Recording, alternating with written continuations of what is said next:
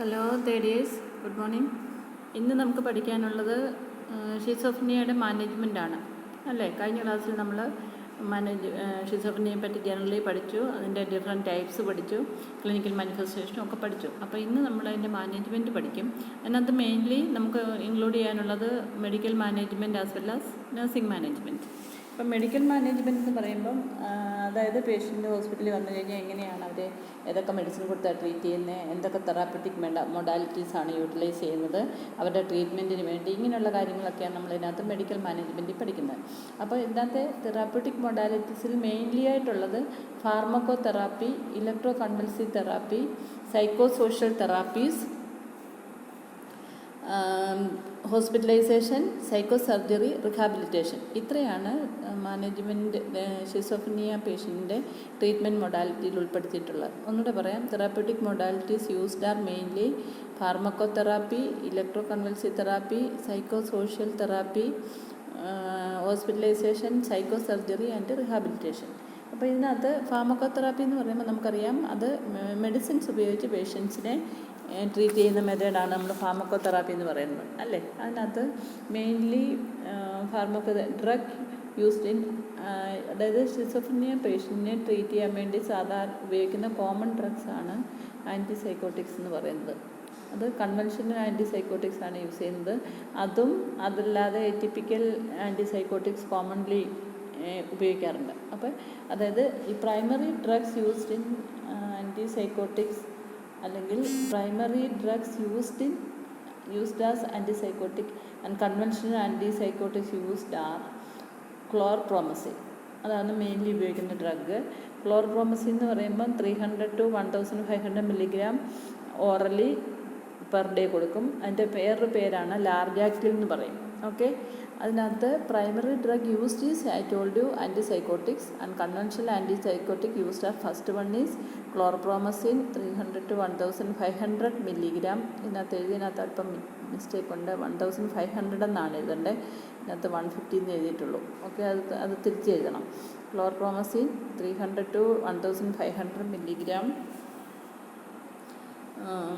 per day orally and 50 to 100 milligram per day intramuscularly. പിന്നെ ഇത് കൂടാതെ അപ്പോൾ ഈ ക്ലോർപ്രോമസിൻ എന്ന് പറയുന്ന മരുന്നിന് ലാർജാക്റ്റിൽ നിന്നാണ് കോമൺലി അറിയപ്പെടുന്നത്. ഓക്കെ. പിന്നെ ഫ്ലൂഫെനാസിനാണ് ഉപയോഗിക്കുന്നത്. ഡെക്കണേറ്റ് എന്ന് പറയുന്നത് ഇത് ഫ്ലൂഫെനാസിൻ ഡെക്കണേറ്റ് എന്ന് പറഞ്ഞാൽ അതൊരു ലോങ് ആക്റ്റിംഗ് ഡ്രഗാണ്. അത് 25 to 50 milligram ഇൻട്രാമസ്കുലർലി ഉപയോഗിക്കും. അത് വൺസ് ഇൻ 3 weeks പേഷ്യന് കൊടുത്താൽ മതി. ലോങ് ആക്റ്റിംഗ് ഡ്രഗ് ആയതുകൊണ്ട്. ഓക്കെ. അതാണ് സെക്കൻഡ് ഡ്രഗ് യൂഷ്വലി ഉപയോഗിക്കുന്നത്. പിന്നെ ഉപയോഗിക്കുന്ന വേറൊരു ഡ്രഗാണ് ഹാലോപെറിഡോൾ. അത് 5 to 100 milligram per day orally അല്ലെങ്കിൽ 5 to 20 milligram per day ഇൻട്രാമസ്കുലർലി ഉപയോഗിക്കും. ഓക്കെ. പിന്നെ അടുത്തതാണ് ട്രൈഫ്ലൂവോപെരാസിൻ എന്ന് പറയുന്നൊരു ഡ്രഗുണ്ട്. അത് ഞാൻ അതിനകത്ത് എഴുതിയിട്ടില്ല. You have to include that also. Trifluoperazine 15 to 60 milligram per day orally or 1 to 5 milligram per day intramuscularly. ഇത്രയാണ് കൺവെൻഷണൽ ആൻറ്റിസൈക്കോട്ടിക്സ് ഉപയോഗിക്കുന്നത് പേഷ്യൻറ്റിനെ ഷിസോഫ്രീനിക് പേഷ്യൻറ്റിനെ ട്രീറ്റ് ചെയ്യാൻ വേണ്ടി ഉപയോഗിക്കുന്നത്. അപ്പോൾ ഒന്നുകൂടെ ഞാൻ പറയാം ഏതൊക്കെയാണെന്ന് വെച്ചാൽ primary drug of choice is antipsychotics. അത് ഡിഫറെൻറ്റ് ടൈപ്സ് ഓഫ് ആൻറ്റിസൈക്കോട്ടിക്സ് ഉണ്ട്. അതിലൊരു വെറൈറ്റിയാണ് കൺവെൻഷണൽ ആൻറ്റിസൈക്കോട്ടിക്സ് എന്ന് പറയും. അതിൽ പ്രധാനപ്പെട്ടതാണ് ക്ലോർപ്രോമസിൻ അല്ലെങ്കിൽ ലാർജാക്റ്റിൽ 300 to 1500 milligram per day orally അല്ലെങ്കിൽ 50 to 100 milligram per day ഇൻട്രാമസ്കുലർലി. അത് പിന്നെ ഒരു ഡ്രഗാണ് ഫ്ലൂഫെനാസിൻ എന്ന് പറയും. ഡെക്കണേറ്റ് എന്ന് പറയും. ഈ ഡെക്കണേറ്റ് എന്ന് പറയുന്ന ഡ്രഗൊക്കെ ലോങ് ആക്റ്റിംഗ് ഡ്രഗ്സ് ആണ്. ഇത് 25 to 50 milligram ഇൻട്രാമസ്കുലർലി ആണ് കൊടുക്കുന്നത്. എവരി 1 to 3 weeks 3 ആഴ്ചയിലൊരിക്കൽ അല്ലെങ്കിൽ ഒരാഴ്ചയ്ക്ക് 3 ആഴ്ചയ്ക്ക് ഇടയ്ക്കുള്ള ഡ്യൂറേഷനിൽ കൊടുത്താൽ മതി. പിന്നെ ഹാലോപെറിഡോൾ എന്ന് പറയുന്ന വേറൊരു ഡ്രഗുണ്ട്. അത് 5 to 100 milligram per day orally അല്ലെങ്കിൽ 5 to 20 milligram per day ഇൻട്രാമസ്കുലർലി കൊടുക്കാം. പിന്നൊന്നാണ് ട്രൈഫ്ലൂവോപെരാസിൻ. അത് 15 to 60 milligram per day orally അല്ലെങ്കിൽ 1 to 5 milligram per day ഇൻട്രാമസ്കുലർലി. ഇത്രയും കൊടുക്കും. ഇനി ഇത് കൂടാതെ കോമൺലി യൂസ്ഡ് എറ്റിപ്പിക്കൽ ആൻറ്റിസൈക്കോട്ടിക്സ് ഉണ്ട്. ഈ എറ്റിപ്പിക്കൽ ആൻറ്റിസൈക്കോട്ടിക്സും കോമൺ ആയിട്ട് ഉപയോഗിക്കുന്നതാണ്. അത് അക്യൂട്ട് എപ്പിസോഡ്സ് ഒക്കെ വരുമ്പോഴാണ് കൂടുതലായിട്ട് കൊടുക്കുന്നത്. അതിനകത്തെ ഫസ്റ്റ് ഡ്രഗാണ് ക്ലോസാപ്പിൻ. ക്ലോസാപ്പിൻ എന്ന് പറഞ്ഞ ഒരു കോമൺ ഡ്രഗാണ്. അതിൻ്റെ dose 25 to 450 milligram per day orally. And risperidone, അത് വേറൊരു കോമൺ ഡ്രഗാണ്. അതും ഏത് വെറൈറ്റി വരുന്നതാണ്, അതായത് എറ്റിപ്പിക്കൽ ആൻറ്റിസൈക്കോട്ടിക് ഡ്രഗാണ്. അത് റെസ്പെറിഡോൺ എന്ന് പറയുന്നത് 2 to 10 milligram per day orally. പിന്നെ വേറൊരു ഒലാൻസിപ്പിൻ, അത് വേറൊരു ഡ്രഗാണ്. അതായത് 10 to 20 milligram per day orally. പിന്നെ ഉള്ളത് ഇത്രയാണ് മെയിൻലി ഉപയോഗിക്കുന്നത്. പിന്നെ വേറൊരെണ്ണം കൂടെ ഉണ്ട്, ക്വിറ്റിയാപ്പിൻ എന്ന് പറയും. ക്വിറ്റിയാപ്പിൻ അത് 150 to 750 milligram per day orally. ഇത്രയാണ് കോമൺ ആയിട്ട്. പിന്നെ കുറേ കൂടെ ഇത്ര കോമൺ അല്ല ഉപയോഗിക്കുന്ന 1-2 ഡ്രഗും കൂടെ കണ്ടത്. അത് അരിപ്പിപ്രസോൾ, ദെൻ പാലിപ്പെറിഡോൺ, അരിപ്രസസോൾ എന്നുള്ള ഡ്രഗ് 10 to 15 milligram ആദ്യത്തേത് ഉപയോഗിക്കും. രണ്ടാമത്തേത് 1.5 to 12 milligram per day orally ഉപയോഗിക്കും. ഇത്രയും ഡ്രഗാണ് കോമൺലി ഫാർമക്കോതെറാപ്പിയിൽ ഉപയോഗിക്കുന്നത്. ഇനി നമുക്ക് മെയിൻലി ഉള്ളത് ഇലക്ട്രോ കൺവൾസീവ് തെറാപ്പിയാണ്. ഈ ഇലക്ട്രോ കൺവൾസീവ് തെറാപ്പി എന്ന് പറഞ്ഞാൽ നമ്മൾ കേട്ടിട്ടുണ്ടാകും, സാധാരണക്കാർ പറയുന്നത് ഷോക്ക് ചികിത്സ എന്നൊക്കെ പറയും. അതായത് വളരെ മിനിമലായിട്ടുള്ള ഇലക്ട്രിസിറ്റി പേഷ്യൻറ്റിൽ കൂടെ പാസ് ചെയ്തിട്ട് ആർട്ടിഫിഷ്യൽ കൺവൾഷൻ ഉണ്ടാക്കുന്നതിനാണ് നമ്മൾ ഇലക്ട്രോ കൺവൾസീവ് തെറാപ്പി എന്ന് പറയുന്നത്. ഇത് സൈക്കാട്രിക് പേഷ്യൻസിലെ മെയിൻലി ഷിസോഫ്രനിക് ഫ്യൂഷൻ പേഷ്യൻസിൽ ചില പ്രത്യേക കണ്ടീഷൻസിലൊക്കെ ഉപയോഗിക്കാറുണ്ട്. അതായത് എപ്പോഴൊക്കെയാണെന്ന് ചോദിച്ചാൽ, this is used when all medications fail or if severe depression or catatonia makes treating the illness difficult. അതായത് ഒന്നുകിൽ മറ്റു മെഡിസിനൊക്കെ കൊടുക്കുമ്പോൾ പേഷ്യൻ്റ് അതിനോട് റെസ്പോണ്ട് ചെയ്യുന്നില്ല, അതല്ലെങ്കിൽ പേഷ്യൻറ്റിനെ ട്രീറ്റ് ചെയ്യാൻ പ്രയാസം വരുന്നു. എന്തുകൊണ്ട്? കാരണം പേഷ്യൻ്റ് സിവിയർ ഡിപ്രഷനിൽ പോകുന്നു, അല്ലെങ്കിൽ സിവിയർ കാറ്ററ്റോണിയയിൽ പോയാൽ, ഇത് രണ്ടും പേഷ്യൻ്റെ സിംറ്റം ആണെന്ന് നമ്മൾ പഠിച്ചതാണ്. ഇത് സിവിയർ ഡിപ്രഷനും സിവിയർ കാറ്ററ്റോണിയയിലൊക്കെ പോകുമ്പോൾ അങ്ങനെയുള്ള പേഷ്യൻറ്റിനെ മരുന്ന് കൊടുത്ത് ട്രീറ്റ് ചെയ്യാൻ പ്രയാസമായതുകൊണ്ട് ഇലക്ട്രോ കൺവൾസീവ് തെറാപ്പിയാണ് യൂസ് ചെയ്യുന്നത്. പിന്നെ ഇനി വേറെയും കാരണങ്ങളുണ്ട് ECT കൊടുക്കാൻ. അതെന്തൊക്കെയാണെന്ന് ചോദിച്ചാൽ, so we can say the ECT is recommended for following conditions such as catatonic stupor. നമ്മൾ പഠിച്ചല്ലോ, പേഷ്യൻ്റ് ബോധം ഉണ്ടെങ്കിൽ പോലും മൂവ് ചെയ്യാതെ അനങ്ങാതെ ഒരു പ്രതിമയെ പോലെ ഇരിക്കും, പക്ഷേ പേഷ്യൻ്റ് ഫുള്ളി കോൺഷ്യസുമാണ്. അത് നമ്മൾ കാറ്ററ്റോണിക് സ്റ്റൂപ്പർ എന്നൊക്കെ പറഞ്ഞായിരുന്നു. അപ്പോൾ അങ്ങനെയുള്ള കണ്ടീഷനുള്ള പേഷ്യൻ്റ് ഇങ്ങനെ അങ്ങിരിക്കും, ഒന്നും കഴിക്കത്തില്ല, പേഴ്സണൽ ഹൈജീൻ നോക്കത്തില്ല, ജീവനുള്ള ഒരു വ്യക്തിയെ പോലെ ഒന്നും ആക്ട് ചെയ്യത്തില്ല, അനങ്ങാതെ ഒന്നും മിണ്ടാതെ ഇങ്ങനെ തുറച്ചു നോക്കിക്കൊണ്ട് ഇങ്ങനെ ഒരു പ്രതിമയെ പോലെ ഇങ്ങനെ ഇരിക്കും. അങ്ങനെയുള്ള പേഷ്യൻറ്റിന് ഈ പറയുന്ന ECT അല്ലെങ്കിൽ ഇലക്ട്രോ കൺവൾസീവ് തെറാപ്പി ECT കൊടുക്കാറുണ്ട്. പിന്നെ അൺകൺട്രോൾഡ് കാറ്ററ്റോണിക് എക്സൈറ്റ്മെൻറ്റ്, അത് വേറൊരു തരം മാനിഫെസ്റ്റേഷൻ. അൺകൺട്രോൾഡ് കാറ്ററ്റോണിക് എക്സൈറ്റ്മെൻ്റ് ഉള്ള പേഷ്യൻറ്റിന് ECT കൊടുക്കാറുണ്ട്. പിന്നെ acute exacerbation not controlled with drug. അതായത് പേഷ്യൻ്റെ എക്സാസർബേഷൻ എന്ന് പറഞ്ഞാൽ പേഷ്യൻ്റ് ഒരിക്കൽ വന്ന് ആശുപത്രിയിലൊക്കെ കിടന്ന് മെഡിസിനൊക്കെ എടുത്ത് വീട്ടിൽ പോയതായിരുന്നു, ബെറ്ററായിട്ട് വീട്ടിൽ പോയ പേഷ്യൻ്റായിരുന്നു. പക്ഷേ കുറച്ച് നാൾ പേഷ്യൻ്റ് വീട്ടിൽ ചെന്ന് കഴിയുമ്പോൾ മെഡിസിനൊന്നും കഴിക്കാതൊക്കെ ഇരിക്കുമ്പോൾ വീണ്ടും പേഷ്യൻറ്റിന് രോഗം മൂർച്ഛിച്ച് പിന്നെയും പേഷ്യൻറ്റിനെ കൊണ്ടുവരും ആശുപത്രിയിൽ. അപ്പോൾ അതിനെ നമ്മൾ പറയുന്നത് acute exacerbation which cannot be controlled with drug. അങ്ങനെ വരുന്ന പേഷ്യൻറ്റിന് ആദ്യമൊക്കെ മെഡിസിൻ കൊടുക്കുമ്പോൾ അത് ഇഫക്റ്റീവ് ആകത്തില്ല. കാരണം കുറേ നാൾ മെഡിസിൻ കഴിക്കാതെ ഇരുന്ന് റിപ്പീറ്റഡ് ഹോസ്പിറ്റലൈസേഷന് പേഷ്യൻറ്റിനെ കൊണ്ടുവരുന്നതാണ് രോഗം മൂർച്ഛിച്ച് വരിക. അങ്ങനെ വരുന്ന പേഷ്യൻറ്റിന് ആദ്യം മെഡിസിൻ കൊടുക്കുമ്പോൾ ഇഫക്റ്റീവ് ആകത്തില്ല. അങ്ങനെ പേഷ്യൻറ്റിന് ECT കൊടുക്കാറുണ്ട്. പിന്നെ വേറൊരു കണ്ടീഷൻ എന്ന് പറഞ്ഞാൽ പേഷ്യൻറ്റിന് ഒത്തിരി മെഡിസിൻ കൊടുത്ത് ഒരുപാട് സൈഡ് ഇഫക്റ്റ് ഉണ്ടാകുന്നു. അപ്പോൾ പിന്നെ മെഡിസിൻ കൊടുക്കാൻ പറ്റാതെ വരുന്ന അവസ്ഥകളിലും ECT കൊടുക്കുന്നത്. അതായത് when the patient suffer from side effect of many drugs which is used for long time. അപ്പോൾ അങ്ങനെയുള്ള പേഷ്യൻസിന് ECT പ്രിഫർ ചെയ്യും. അപ്പോൾ ഏതൊക്കെ പേഷ്യൻറ്റിനെ ECT പ്രിഫർ ചെയ്യുന്നത്? ഫസ്റ്റ് ഓഫ് ഓൾ, പേഷ്യൻ്റെ ട്രീറ്റ്മെൻറ്റ് ഡിഫിക്കൽട്ട് ആകുമ്പോൾ, എന്ന് വെച്ചാൽ സിവിയർ ഡിപ്രഷൻ അടിക്കുകയോ അല്ലെങ്കിൽ പേഷ്യൻറ്റിന് കാറ്ററ്റോണിയ ഉണ്ടാവുകയോ ചെയ്യുമ്പോൾ, അതല്ലെങ്കിൽ കൊടുക്കുന്ന മെഡിക്കേഷനൊന്നും അത്ര ഇഫക്റ്റീവ് ആകുന്നില്ല, ഫെയിലാകുമ്പോൾ. ഓക്കെ. പിന്നെ കാറ്ററ്റോണിക് സ്റ്റൂപ്പർ ഉണ്ടാകുമ്പോൾ, പിന്നെ അൺകൺട്രോൾഡ് കാറ്ററ്റോണിക് എക്സൈറ്റ്മെൻറ്റ് ഉണ്ടാകുമ്പോൾ, അതല്ലെങ്കിൽ acute exacerbation not controlled with drugs. ഈ എക്സാസർബേഷൻ എന്ന് പറഞ്ഞാൽ ഒരിക്കൽ ഒരുമാതിരിയൊക്കെ ഭേദമായി കൺട്രോൾഡ് ആയിരുന്ന ഒരു രോഗം വീണ്ടും ഏതെങ്കിലും കാരണവശാൽ വീണ്ടും റീഅപ്പിയർ ചെയ്ത് മൂർച്ഛിച്ച് അതിനെ കൊണ്ടുവരുന്ന കണ്ടീഷനാണ് നമ്മൾ പറയുന്നത് എന്താ, അതായത് അക്യൂട്ട് എക്സസർബേഷൻ എന്ന് പറയുന്നത് അതിനാണ്. അപ്പോൾ അങ്ങനെ ഒരു കണ്ടീഷന് ഷിസോഫ്രീനിയ പേഷ്യൻ്റ് വരുവാണെങ്കിൽ അതിനും ECT കൊടുക്കും. പിന്നെ severe side effect of drugs ഒന്നും കൊടുക്കാൻ പറ്റില്ല, കാരണം ഒത്തിരി നാൾ ഡ്രഗ്സ് കൊടുത്ത് പേഷ്യൻ്റ് സൈഡ് ഇഫക്റ്റ് ഉള്ളതുകൊണ്ട്. അപ്പോൾ ഇത്രയാണ് ഇലക്ട്രോ കൺവൾസീവ് തെറാപ്പിയുടെ അല്ലെങ്കിൽ ECTയുടെ ഇൻഡിക്കേഷൻസ്. ഓക്കെ, അപ്പോൾ എപ്പോഴൊക്കെയാണ് ഒരു ഷിസോഫ്രീനിയ പേഷ്യൻ്റ് ECT കൊടുക്കുന്നതെന്നുള്ളതാണ് ഇപ്പോൾ ഞാൻ പറഞ്ഞത്. ഇനി അടുത്ത ട്രീറ്റ്മെൻറ്റാണ് സൈക്കോ സോഷ്യൽ തെറാപ്പീസ്. ഈ സൈക്കോ സോഷ്യൽ തെറാപ്പീസ് എന്ന് പറയുമ്പം ദിസ് ഈസ് ഹെൽപ്ഫുൾ. അതായത് ഈ ശാരീരികമായ രോഗങ്ങളാണ് നമ്മൾ ഫിസിക്കൽ തെറാപ്പി അല്ലെങ്കിൽ സൊമാറ്റിക് തെറാപ്പി എന്നൊക്കെ പറയുന്നത്. അതിനകത്ത് മെഡിസിൻ കൊടുക്കുന്നതോ ECT കൊടുക്കുന്നതോ ഒക്കെ ആ കാറ്റഗറി വരുന്നതാണ്. അതേസമയം ഈ സൈക്കോ സോഷ്യൽ തെറാപ്പി എന്ന് പറഞ്ഞാൽ മരുന്നൊന്നും കൊടുക്കാതെ തന്നെ മാനസികമായിട്ട് പേഷ്യൻറ്റിന് പല പല ട്രീറ്റ്മെൻറ്റ് മൊഡാലിറ്റി ഉണ്ട്, മനസ്സിനെ ട്രീറ്റ് ചെയ്യാൻ വേണ്ടിയുള്ള അങ്ങനെയുള്ള ട്രീറ്റ്മെൻറ്റാണ് നമ്മൾ സൈക്കോ സോഷ്യൽ തെറാപ്പീസ് എന്ന് പറയുന്നത്. അത് ഒരുപാട് തരമുണ്ട്. അപ്പം ഈ തെറാപ്പികളെല്ലാം എങ്ങനെ ഹെൽപ്പ് ചെയ്യുന്നതെന്ന് ചോദിച്ചാൽ, these therapies R helpful for the behavioural, psychological, social and occupational problems associated with the illness. അപ്പോൾ ഒരു ഷിസോഫ്രീനിയ പേഷ്യൻസിന് ഈ പറയുന്ന പ്രശ്നങ്ങളൊക്കെ ഉണ്ടാകാം. ബിഹേവിയർ പ്രോബ്ലം പേഷ്യൻ്റ് കാണിക്കാം, സൈക്കോളജിക്കൽ പ്രോബ്ലം കാണിക്കാം, സോഷ്യൽ പ്രോബ്ലം കാണിക്കാം, അല്ലെങ്കിൽ എന്തെങ്കിലുമൊക്കെ ജോലിക്ക് പോകുന്ന പേഷ്യൻ്റാണെങ്കിൽ അവിടെ ഒക്കുപേഷണൽ പ്രോബ്ലംസും ഒക്കെ പേഷ്യൻ്റ് കാണിക്കാം. അപ്പോൾ അങ്ങനെയുള്ളതിനെയൊക്കെ ഹെൽപ്പ് ചെയ്യാനും അങ്ങനെയുള്ള പേഷ്യൻറ്റിനെ ട്രീറ്റ് ചെയ്യാനും ഈ സൈക്കോ സോഷ്യൽ തെറാപ്പീസ് ഒത്തിരി ഹെൽപ്ഫുള്ളാണ്. അതിനകത്ത് mainly psycho social therapy include എന്തൊക്കെയാണ് മെയിൻലി സൈക്കോ സോഷ്യൽ തെറാപ്പീസ് എന്ന് വെച്ചാൽ ഇൻഡിവിജ്വൽ സൈക്കോ തെറാപ്പി ഉണ്ട്, ഫാമിലി തെറാപ്പി ഉണ്ട്, ഗ്രൂപ്പ് തെറാപ്പി ഉണ്ട്, പിന്നെ റിഹാബിലിറ്റേഷൻ. ഇത്രയും കാര്യങ്ങൾക്കാണ് ഇത് ഒന്നിൽ കൊടുക്കുന്നത് സൈക്കോ സോഷ്യൽ തെറാപ്പീസ്. അപ്പോൾ അതിനകത്ത് മെയിൻലി ഉള്ളത് എന്താണ്, ഇൻഡിവിജ്വൽസ് സൈക്കോളജി അല്ല psychotherapy. Individual psychotherapy helps the person better understand his or her illness and learn coping and problem solving skill.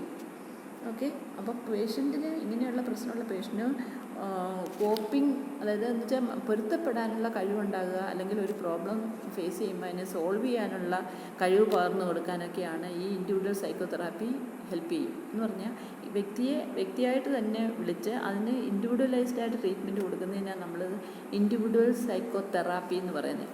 ഇതിനകത്ത് എഴുതിയേക്കുന്നതിനകത്ത് മിസ്റ്റേക്ക് ഉണ്ട്, കറക്റ്റ് ചെയ്ത് എഴുതണം. Individual psychotherapy helps the person to understand to his or her illness.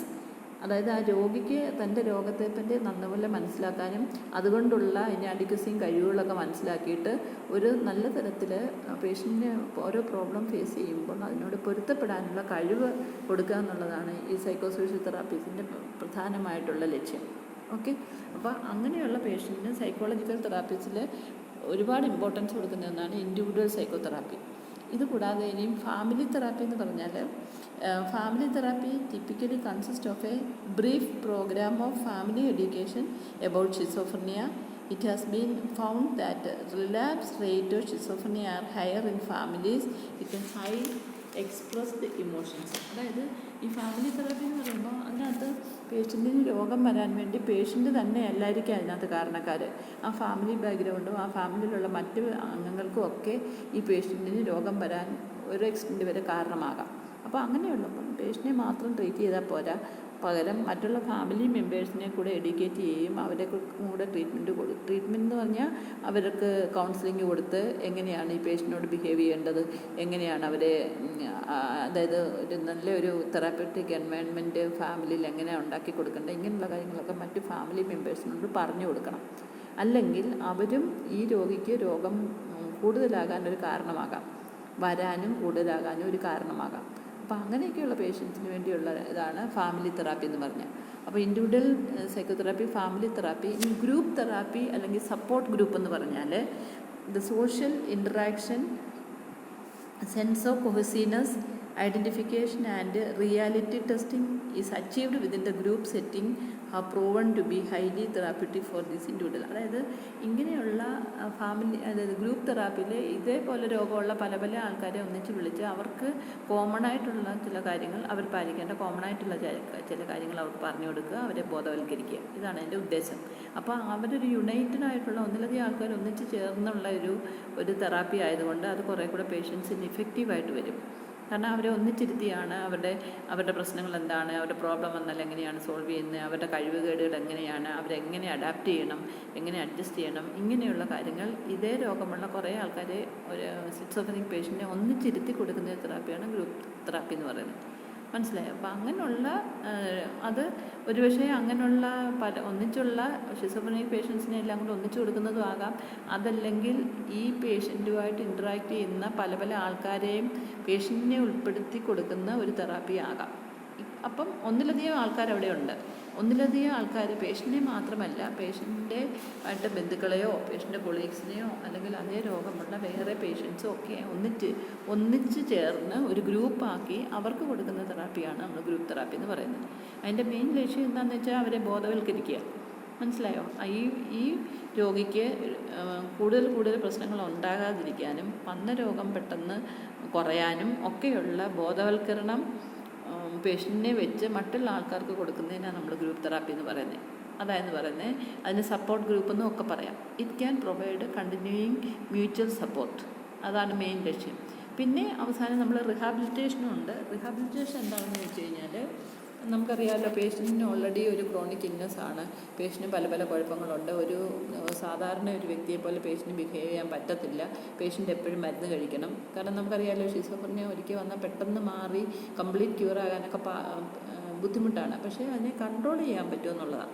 അപ്പോൾ അങ്ങനെ control ചെയ്യുമ്പോൾ പേഷ്യൻറ്റിൻ്റെ രോഗമുണ്ട്, രോഗത്തിൻ്റെ ലക്ഷണങ്ങൾ കുറച്ചൊക്കെ ഉണ്ട്, പഴയ കഴിവുകളൊന്നും 100% തിരിച്ചു കിട്ടിയിട്ടില്ല. അപ്പോൾ അങ്ങനെയുള്ളപ്പം പേഷ്യൻറ്റിനെ ഉള്ള കഴിവുകൾ വെച്ചുകൊണ്ട് ആ പേഷ്യൻറ്റിനെ സൊസൈറ്റിയിലെ മറ്റുള്ളവർക്ക് ഒരു ഭാരമാകാതെ, കൂടുതൽ മറ്റുള്ളവരെ ഡിപ്പെൻഡ് ചെയ്യാതെ, ഒരു എക്സ്റ്റെൻറ്റ് വരെ സ്വന്തം കാലിൽ നിന്നുകൊണ്ട് ജീവിക്കാനുള്ള പ്രാപ്തി നേടിയെടുക്കാൻ അവരെ പ്രിപ്പയർ ചെയ്യുക. അതാണ് നമ്മൾ റീഹാബിലിറ്റേഷൻ എന്ന്.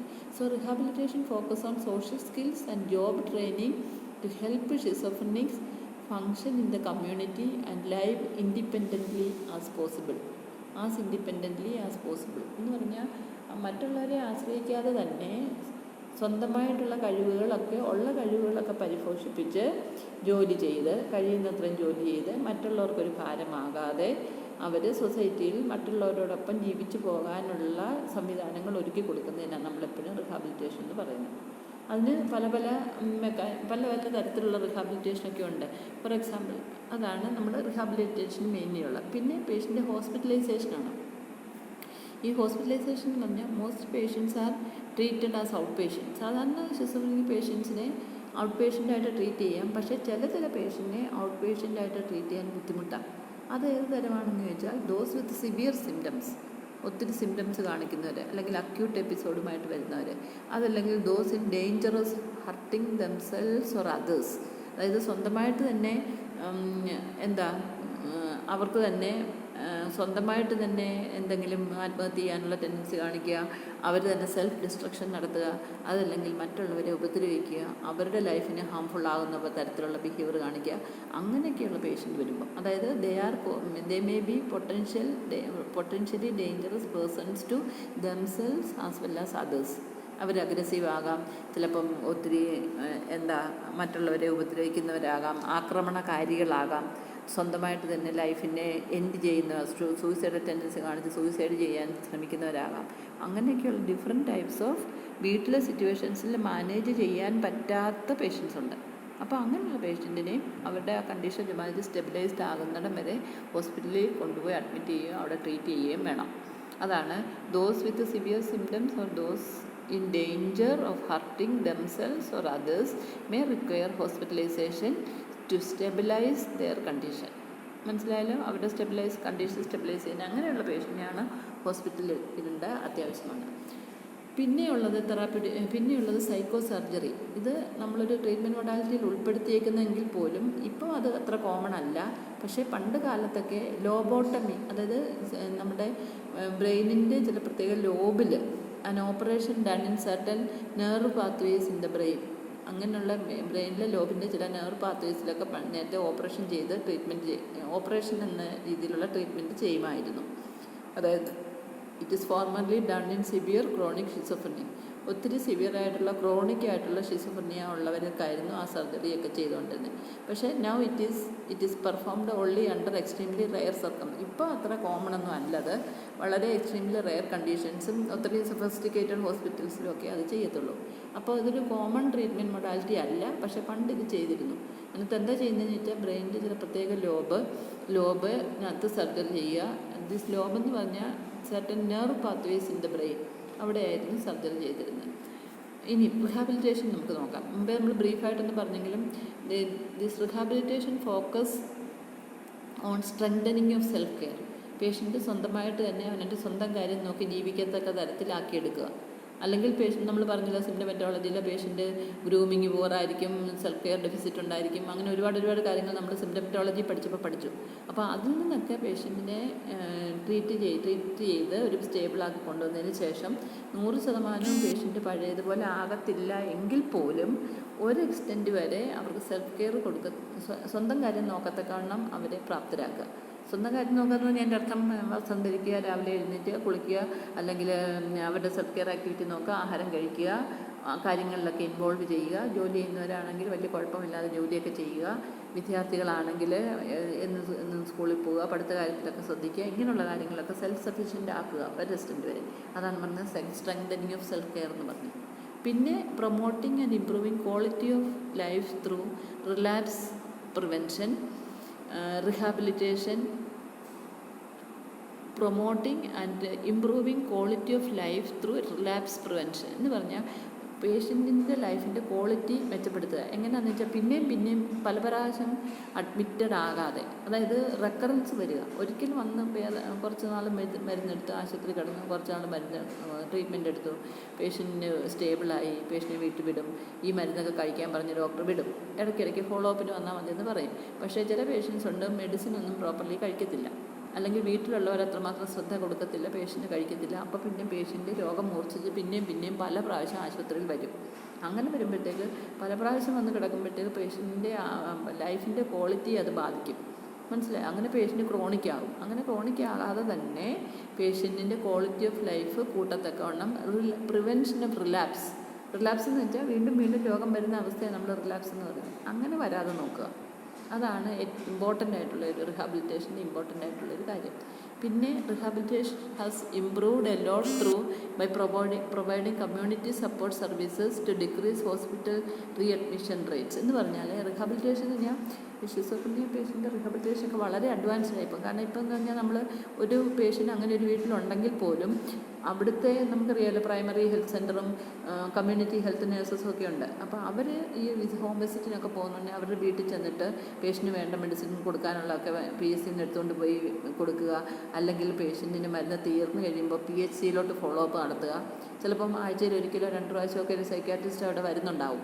അപ്പോൾ അങ്ങനെയുള്ളപ്പം ഈ പറയുന്ന പ്രൈമറി ഹെൽത്ത് സെൻ്ററിൻ്റെ ഹെൽപ്പോടെ അല്ലെങ്കിൽ കമ്മ്യൂണിറ്റി ഹെൽത്ത് നഴ്സിൻ്റെ ഹെൽപ്പോടെ കൂടി ആ പർട്ടിക്കുലർ ഏത് ദിവസങ്ങളിലാണ് PHCയിൽ സൈക്യാട്രിസ്റ്റ് വരുന്നതെന്ന് അന്വേഷിക്കുക. എന്തെങ്കിലും പ്രശ്നം ഉണ്ടെങ്കിൽ അവരെ പോയി കാണുക.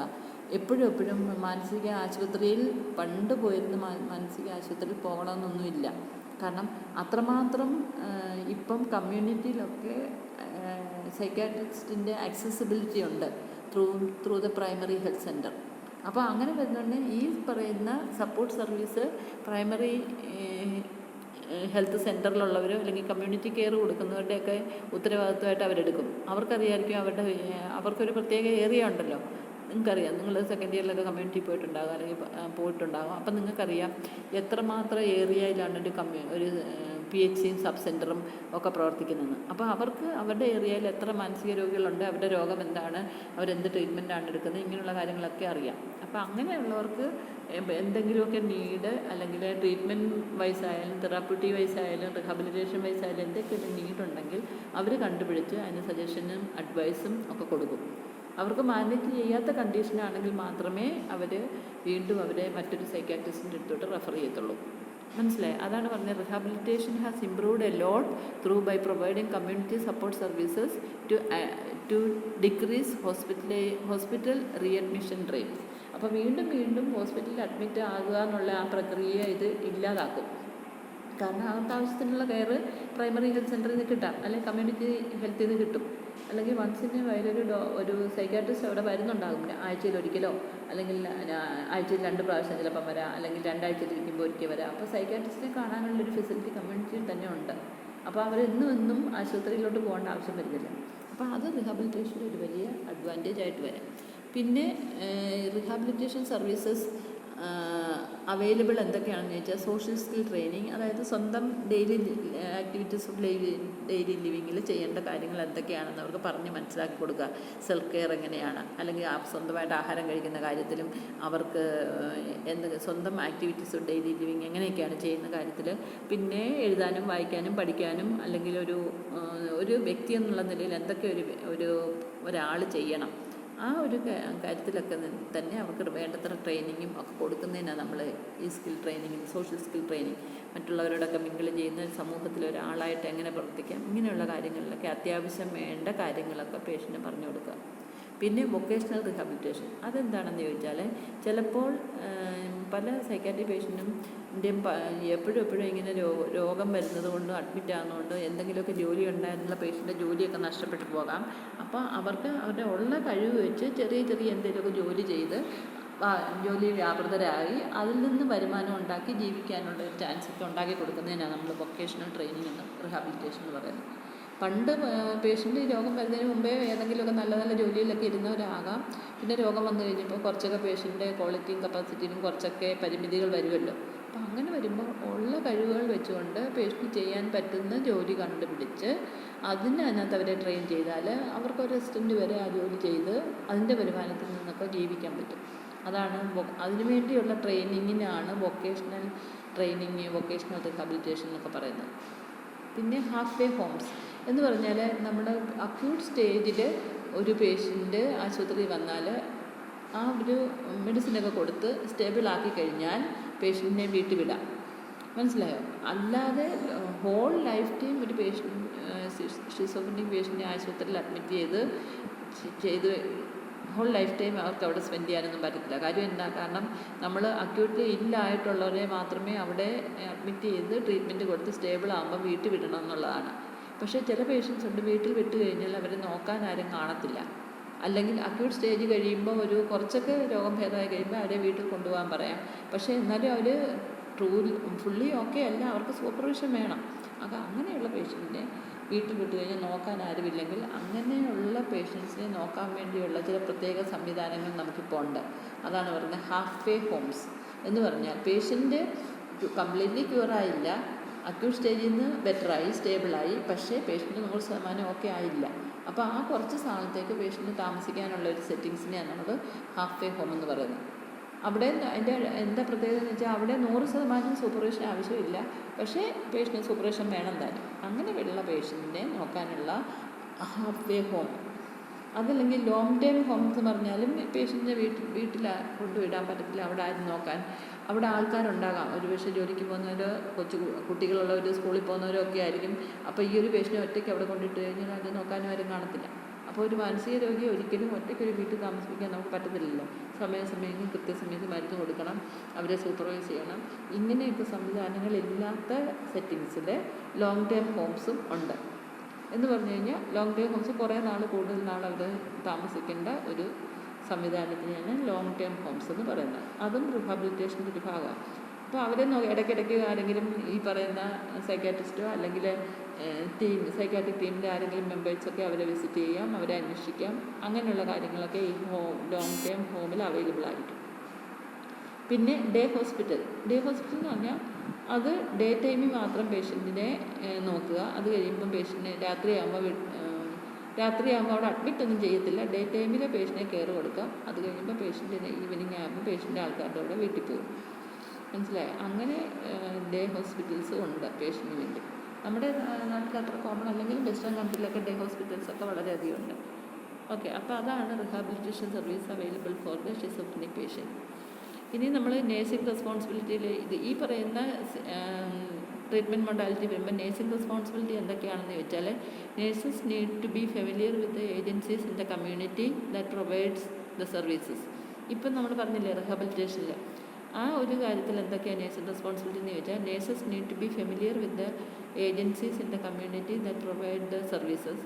Then collaborative relationship between mental health care providers and community agencies are absolutely essential if rehabilitation is to be to succeed.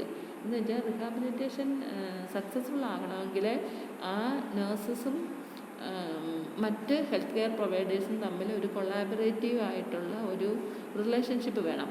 Collaborative relationship between the mental health care providers and the community agencies.